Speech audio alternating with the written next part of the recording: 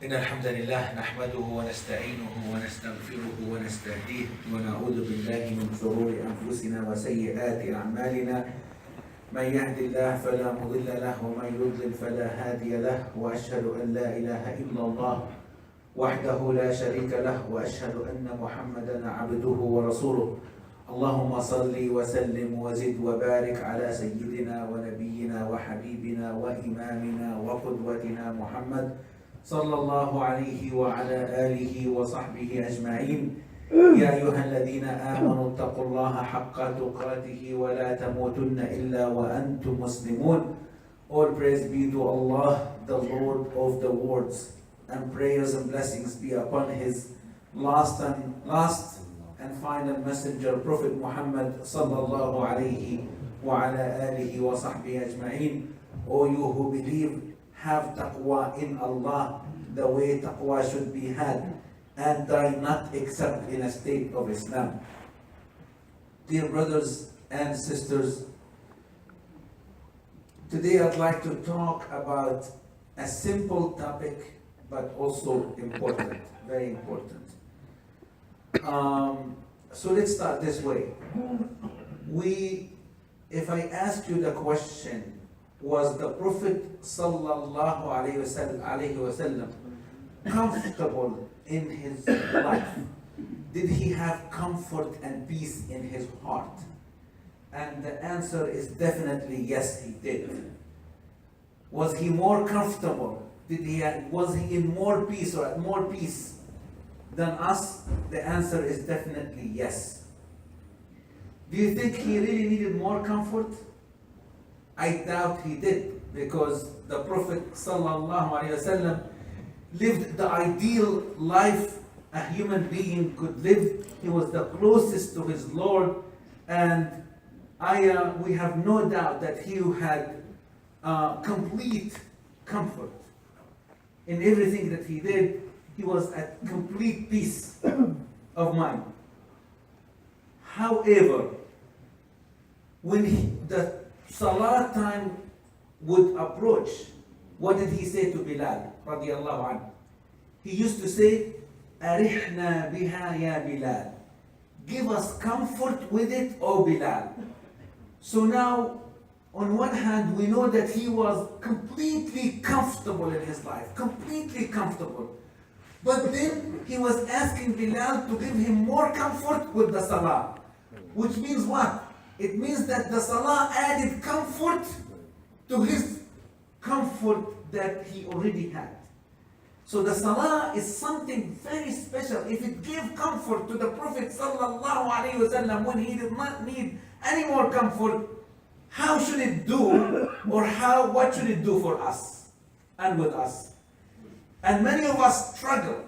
We struggle with so many different things in life on daily basis. So if it added comfort to the life and to the heart of the Prophet sallallahu alaihi wasallam, it should do much more for us, because we're not at his level. Now, how could it do that? It does it if we actually pay enough attention to it. If we just give it our attention, our focus, and we give it the time it deserves. So, also, the Prophet sallallahu alaihi wasallam said, "Ju'ilat qurratu ayni fi salah." The comfort of my eye, or the coolness of my eye, has been made or has been put in salah. So the question is your salah doing that to you? Is it giving you comfort? And the answer, I'm sure, is yes. Now the other question, is it giving you enough comfort? And the answer that I am sure about is that we can always get more out of Salah. And we should, and we do need to get more. So we're just going to spend a few minutes talking about it, just actually to give us, to help us start reflecting on this topic and this issue. You know, I'm not going to give you a lot, but at least I'm hoping that we can, between us and ourselves, start talking and actually thinking and contemplating on this. Let me add another dimension here.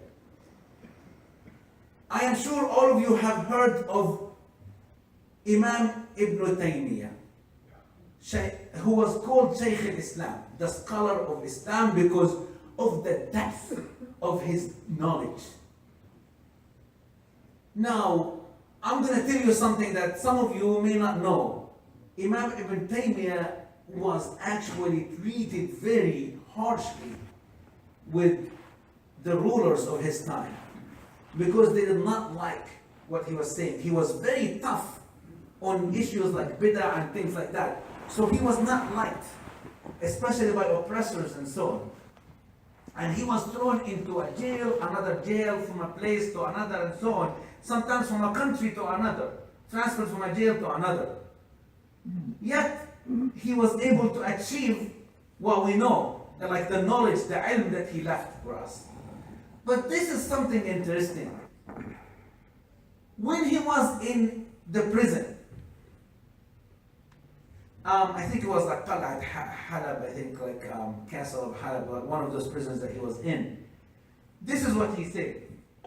He said, ما يصنع أعدائي بي أنا جنتي وبستاني في صدري أنا رحلت فهي معي لا تفارقني أنا حبسي خلوة وقتلي شهادة وإخراجي من بلدي سياحة. What can my enemies do to me?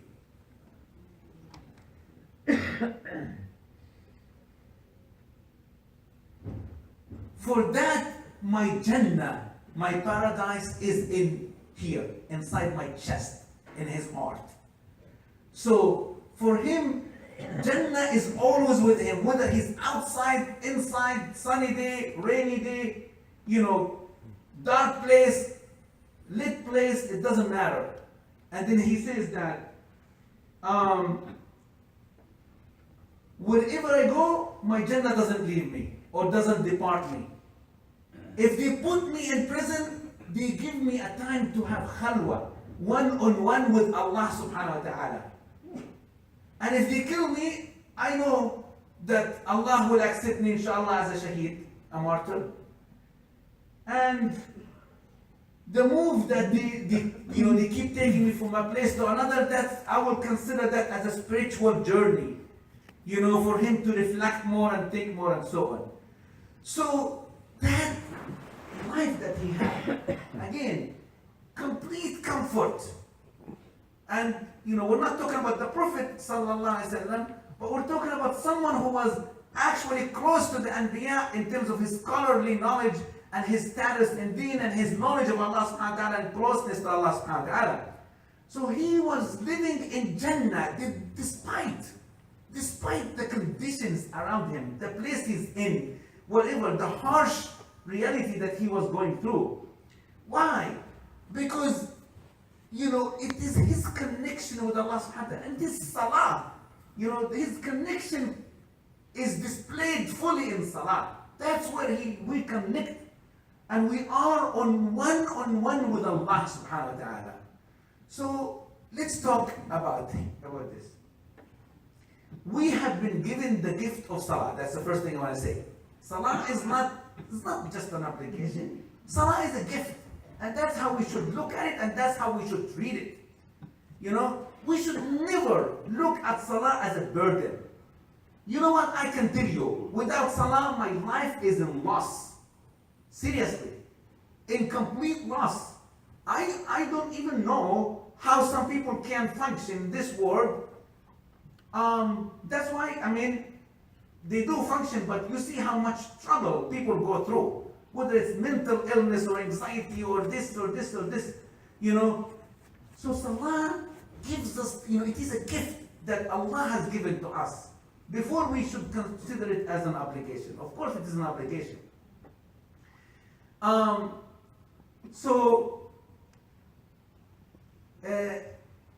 one of the important parts of salah is to do it the way that we have been actually instructed to do it. Because the closer you are to the instruction you have given about salah, then you're doing it, the better chance for you, you're doing it right, and the better chance that it is actually giving you something back.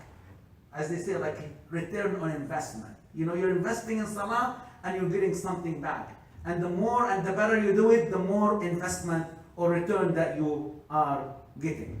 So Allah subhanahu wa ta'ala, or the Prophet sallallahu alaihi wasallam taught us that, you know, salah in the masjid is more rewarded. So, because really, well, you know, first of all, you know, as we know, the masjid is the place that, you know, we come and hopefully we leave things outside. The life we're living in, we leave it outside and we go into the masjid to be with Allah subhanahu wa ta'ala. And from there, other things happen. So, this is what Al-Hasan ibn Ali radiyallahu anhu. Al-Hasan, the son of Ali ibn Abi Talib, the son of Fatima radiyallahu anha, the grandson of the Prophet sallallahu alaihi wasallam. This is what he mentioned, and he said about coming to the masjid to do your salah.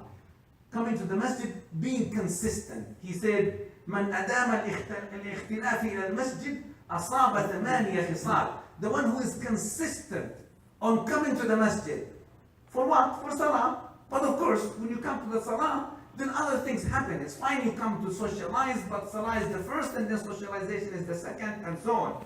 So he says, those people who are consistent on the masjid, they will actually capture 8 good things.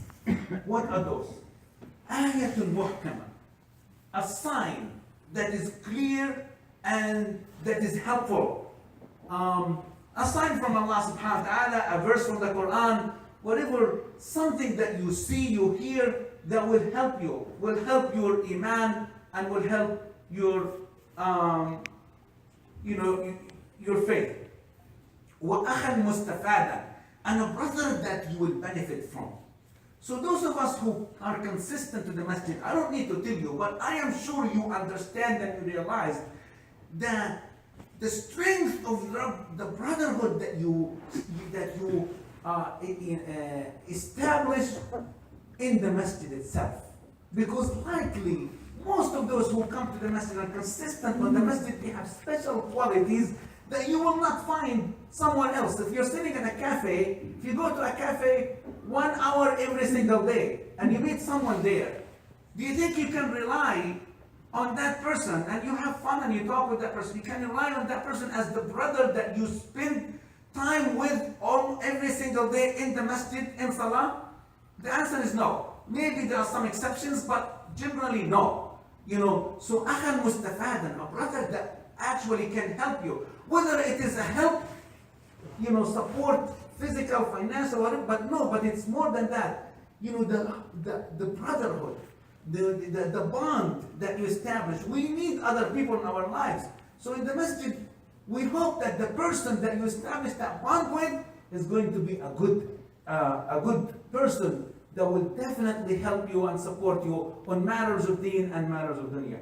وَعِلْمًا مُسْتَطْرَفًا, and knowledge that is beneficial to you. Knowledge that, I mean, we're sitting here Jum'ah, we come to Jum'ah, alhamdulillah, I am sure we learn something new, hopefully every Jum'ah, maybe not every Jum'ah, but at least we, you know, when we come to the masjid, we learn something new. So that is the knowledge that's there. That is there. وَرَحْمَةً مُنْتَظَرًا, and mercy that we have been waiting and awaiting for. And this is very important. When you come to the masjid, whether you find that brother that we're talking about or that knowledge or not, there is definitely mercy. You will find it here, but it's not at Starbucks, where you sit there with that person that we're talking about. So, coming to the masjid here, because you're coming to the house of Allah subhanahu wa ta'ala, and the fact that you did that for the sake of Allah subhanahu wa ta'ala with pure intention, then rahmah and mercy will come onto you, will come in your life, in your family, in your wealth, in your household. It will come to you. Allah subhanahu wa ta'ala will bring that mercy. So that is an important thing. Who does not need mercy in their life? Who does not need the mercy of Allah subhanahu wa ta'ala? Of course, Allah is merciful. He can give you the mercy outside the masjid But if you are coming to the masjid, you have a better chance of getting that mercy from Allah subhanahu wa ta'ala. وَكَلِمَةً تَدُلُّهُ عَلَى هُدَى, and a word that will provide guidance to him or to her. A word that you might just hear one word. Believe me, one word could change your life. One word could make your life better. One word could make your day better.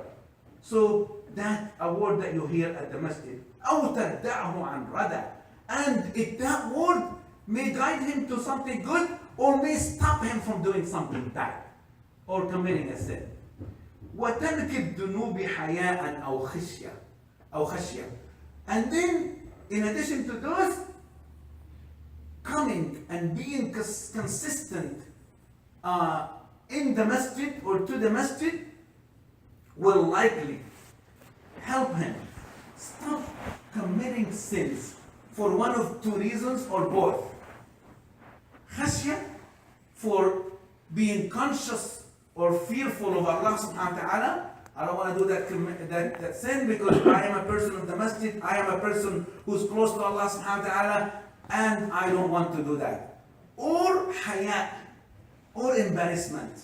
So like if someone is consistent to the masjid and they're outside and they feel like they're going to commit a sin, just the fact that they are from the masjid, they will say to myself, well, what will people say if they see me doing this? I mean, what does that mean? I was just at the masjid, or I was there this morning or last night, and now I'm doing this? No, I don't want to do it. So he's saying that it will stop you from committing the sin for either fear of Allah subhanahu wa ta'ala or embarrassment of others. So, now, let me say one more thing here.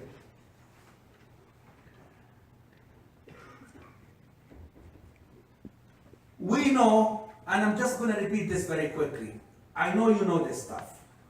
We know that there is so much reward that accompanies the fact that we come to the masjid, we do our salah, we are of the people of the masjid.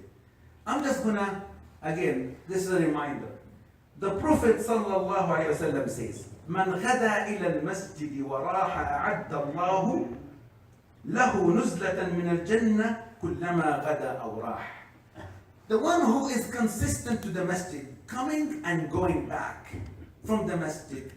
The Prophet sallallahu alaihi wasallam is saying that every time you come and you go back, Allah will prepare a place for you in Jannah. Every time. This is not one time. It's not like because you have done it and then that's it, you get it. Every time you come and you go, then the Prophet is saying that a special place in Jannah will be prepared for you. Can you imagine how many places you will have there, inshallah, if you're consistent on coming to the masjid and you are part of the masjid and you are from the people of the masjid? Can you imagine? You will only know when you get there. And at that time, believe me, from what we know from other hadiths of the Prophet ﷺ, you will look and you will be surprised. Oh Allah, what is this? Where is this coming from? How did it even happen? And at that time you will be told how you were able to gain all of that reward. Jarir radiallahu anhu was a companion. And this is what he said. Now the companions, when they accepted Islam, initially what they did, they gave bay'ah or pledge to the Prophet sallallahu alaihi wasallam that they will uphold this, the tenets of the deen, they will defend the deen, and they will defend the Prophet sallallahu alaihi wasallam. That's what they did. And they all, they would come and they would give that bay'ah, that pledge.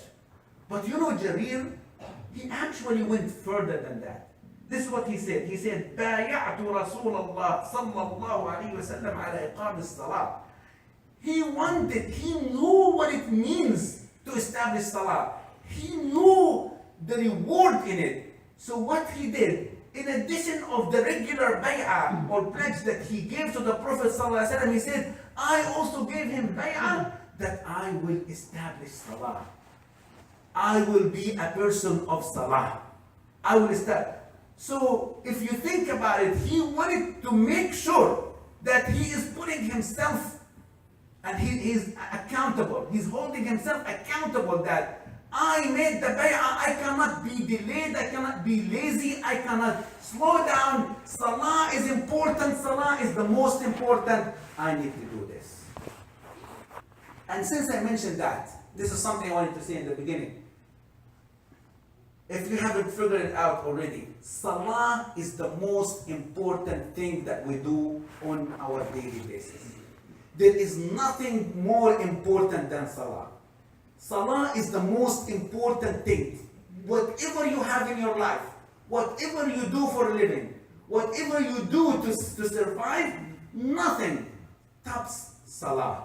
And because of that, you really, and I should really, pay special attention to this particular thing. We give importance and attention to many other things in life. When salah is the most important thing, it should get the best and the most attention from us. It cannot just be an act, a physical act that I walk into the masjid and I go up and I go down and I hit the floor and I up again and I sit down and I make salam and I go out.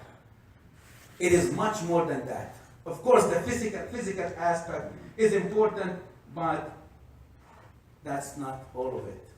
One of the scholars, actually Fudayl ibn Iyad, not very well known scholar, this is what he said. He said, ما حليت الجنة لأمة ما حليت لهذه الأمة ثم لا ترى لها عاشقا. He said, Jannah has not been beautified or made more beautiful to any ummah or more attractive to any ummah more than it has been made attractive this ummah, and you don't find a lover. So he's saying Jannah is the most beautiful, but we're not finding enough lovers. Lovers, someone who will die for it, someone who will do all what they can to get to it and to be part of it. And salah is part of that. So let me briefly talk to you about how some people of the early generations, how they treated salah in their life to make it the center of their attention. So one of the Salaf al-Salih, and the Salaf are the people who came after the Sahaba. You have the Sahaba, then the generation after them, that is the Salaf. And of course, they got their knowledge from the Sahaba got their knowledge from the Prophet ﷺ. They were very still close in terms of their connection to the Prophet ﷺ. So this man, his name is Al-Ahnaf ibn Qais. He was once told, إِنَّ فِيكَ لَأَنَا شَدِيدًا, or إِنَّ فِيكَ أَنَاتًا شَدِيدًا, that you are slow. You know, whatever you do, you're slow. You know? And of course, that could be a negative attribute, you know, to having somebody. So this is what he said to them. قَدْ عَرَفْتُ مِن نَفْسِي عَجَلَةً فِي صَلَاتِي إِذَا حَضَرَتْ حَتَّى أُصَلِّيهَا. I understand. He's not disputing that, but he said, when it comes to my salah, I cannot rest till I do it. For me, yes, I can be slow in other things in life, but not in salah. In salah, I won't rest till I do my salah.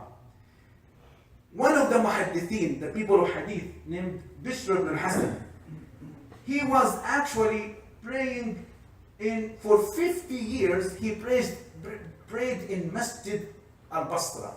Basra city in Iraq. At one point the masjid was buzzing with activity and knowledge and so on, was one of the biggest masjids. A lot of people would come to it.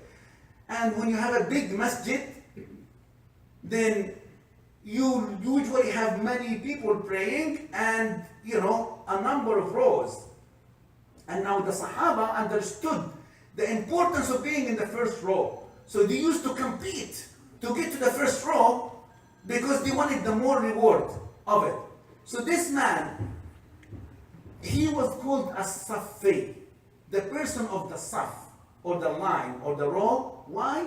Because for 50 years, never missed a salah in the first row. 50 years, never missed the salah in the first row of Masjid Basra. And we're not talking about a masjid that 10 people come to, where you will always be in the first row. No, a place where you have to be there early to get to the first row. For 50 years, can you imagine? And they called him a Safi. They gave him the name. This is the person of the line. This is the person of the first row.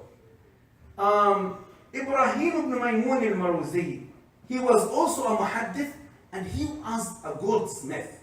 His job is to do gold, necklaces and stuff like that and so on. And at the same time, he was a scholar.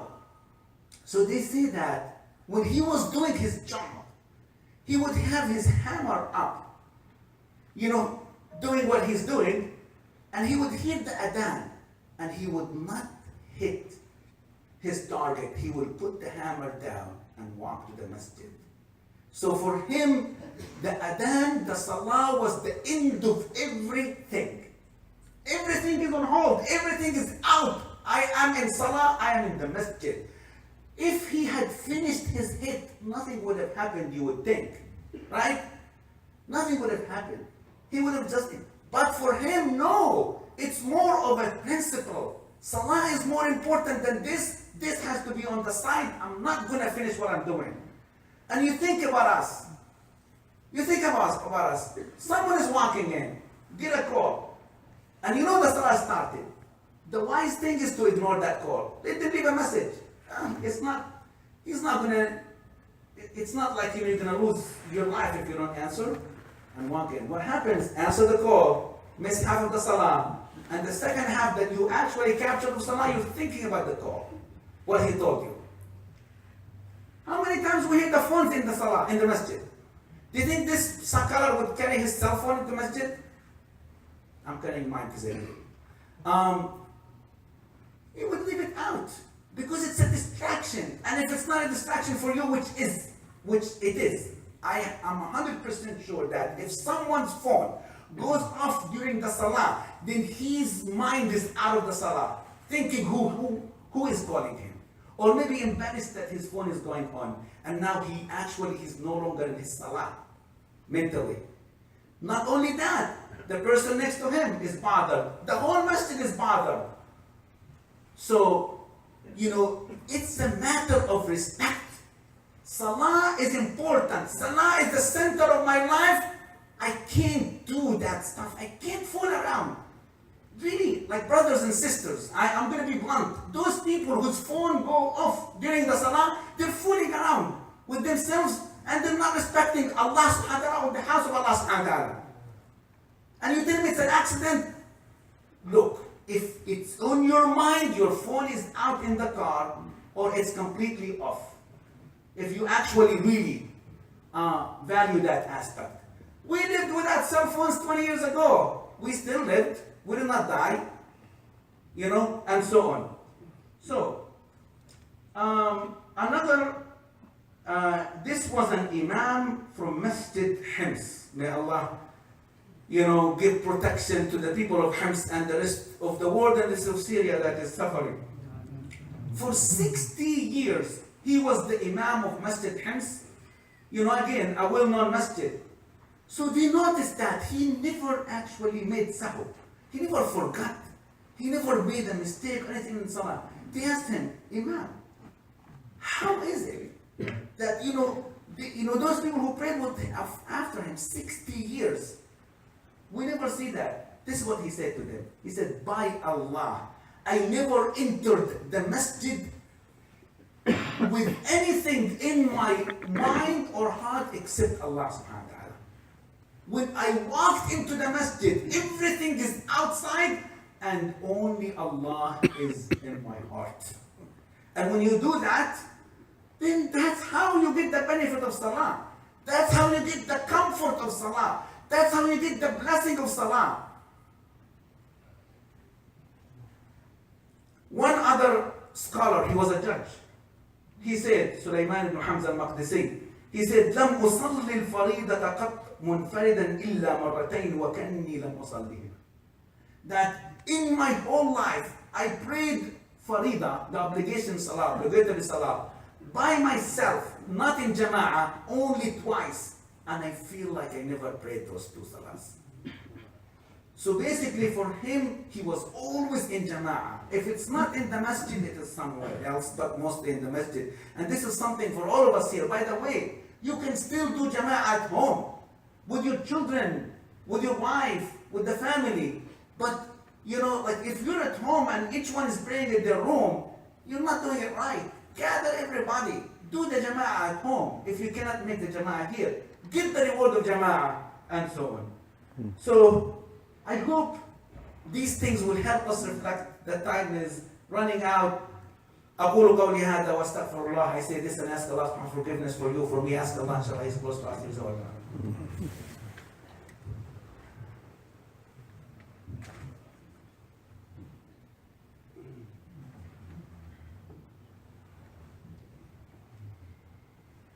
Alhamdulillah wa salatu wa salamu ala Rasulillah. Just in conclusion, I think, alhamdulillah, I hope my message got across. But just to recap here, really, brothers and sisters, let's sit with ourselves. I don't want you to have a halakah to talk about this, what we talked about. You can, but I know it's not going to happen with most of us. So let's just, each one of us will ask him or herself, what do I want from life? There's a lot of things I want, but I want to get the most important thing right. Let me focus on my salah. Let me just give it some more of my attention. Do whatever you're doing, just give it more of your attention. If you're coming to the masjid to do your salah, add 2, 3, 5 minutes in advance to come and prepare yourself and sit down and actually start the process of being uplifted instead of just rushing in and rushing out. When you finish your salah, whether at home or here, spend another 5 minutes at the end. Contemplate, connect with Allah subhanahu wa ta'ala, ask Him. Just be on one-on-one. Ask Allah subhanahu wa ta'ala to be with you all the time, to help you, to support you, to protect you. All of these things are, if we do this day in, day out, believe me, we'll start feeling the salah.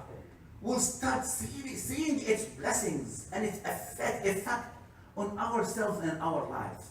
It's easy. It just needs us to just give it a little bit more attention than what we have already been giving to it. I ask Allah subhanahu wa ta'ala to guide us to the best thing and to help us, inshallah, internalize the importance of salah, to help us do our salah in the best manner possible. We ask Allah subhanahu wa ta'ala to make our salah as or close to the salah of the Prophet sallallahu alaihi wasallam. We ask Allah subhanahu wa ta'ala to make our salah a means of happiness and a means of tranquility and success into our lives and peace. We ask Allah subhanahu wa ta'ala to protect us by the blessing of salah. We ask Allah subhanahu wa ta'ala to protect our families, our children, to bring blessings into our homes and to make this day of Jumu'ah and this gathering a blessed day where our salah is accepted, our intentions are accepted, and our reward are given to us. Subhana rabbika rabbil izzati amma yasifun wa salamun ala al-mursalin walhamdulillahi rabbil alamin.